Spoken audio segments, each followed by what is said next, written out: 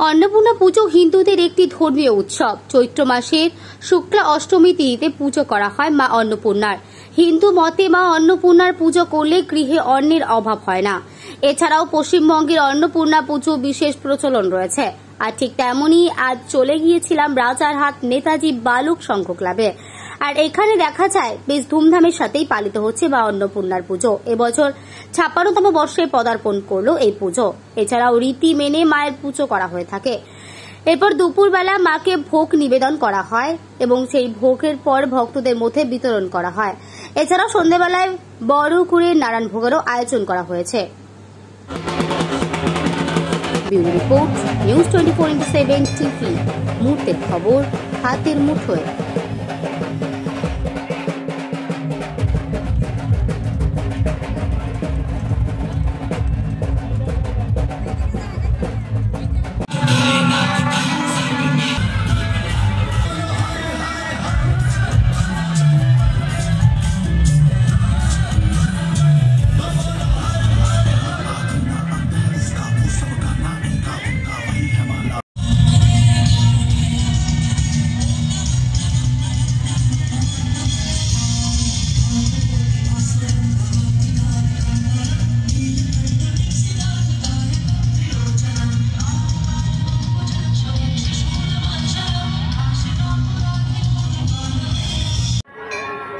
দাদা, এই পুজোর উদ্যোক্তা হিসেবে আপনাদের কেমন লাগছে?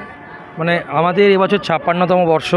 তো এই ৫৬তম বর্ষে আমাদের একদম অভিনব মাতৃমণ্ডপ আপনারা দেখছেন, কারণ রাজারহাটে এরকম টাইপের মণ্ডপ আপনারা দেখেননি। যদিও আমাদের এই মণ্ডপের আরও অনেক কিছু ছিল যেগুলো আমাদের পারমিশনে পাওয়া যায়নি, যেহেতু পাশে এয়ারপোর্ট আছে, তার জন্য আমরা পারমিশন পাইনি। আমাদের খুবই ভালো লাগছে।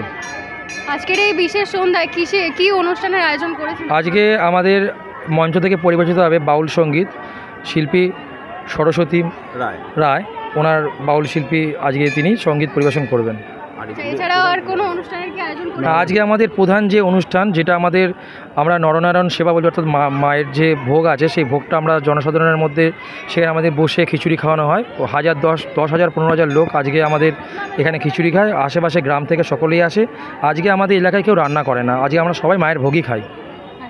এটা গরিব বড় বলে সবাই এখানে এসে সমানভাবে, যে গরিব বলে তাকে আলাদা, বড়লোক বলে আলাদা, সেটা কোনো এখানে মতভেদ নেই। সবাই দাঁড়িয়ে খাবে, সবাই যেটা মনের মতন করে চাইবে যে নিয়ে যাব বাড়ি হিসেবে, সবাই সমানভাবে ভাগ পাবে। এখানে পরিবেশটা আমাদের সবাইকে নিয়ে সমান, ঠিক আছে? খিচুড়ি, তরকারি, সব রকম মিক্স দিয়ে তরকারি, এখানে পরিবেশটাই আলাদা আমাদের, যে সম্পূর্ণ নিজেদের মতন তৈরি হবে। এই ভেদাভেদ কিছু নেই এখানে, মুসলিম, বাঙালি, অন্য কিছু কোনো কনসেপ্ট নেই। এবার আমার ছোটো ভাই বলবে আমার ভালো করে।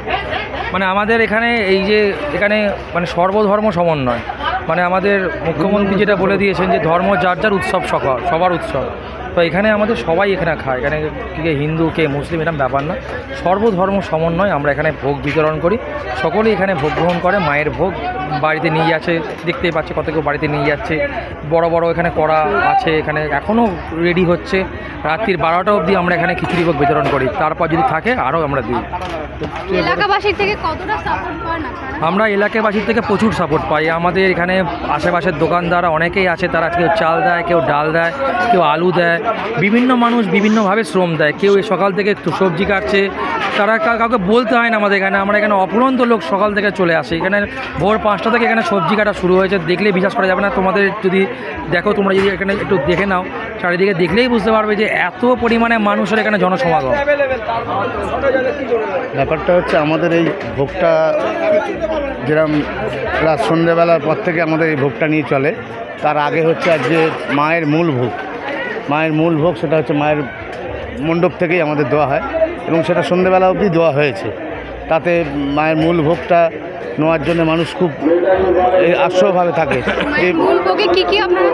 আমাদের ভোগ আছে হচ্ছে খিচুড়ি, পোলাও, পায়েস, 5 রকম সবজি, সাদা ভাত, মানে মায়ের যে অন্ন সব রকম প্রসাদ সেটা দেওয়া হয়।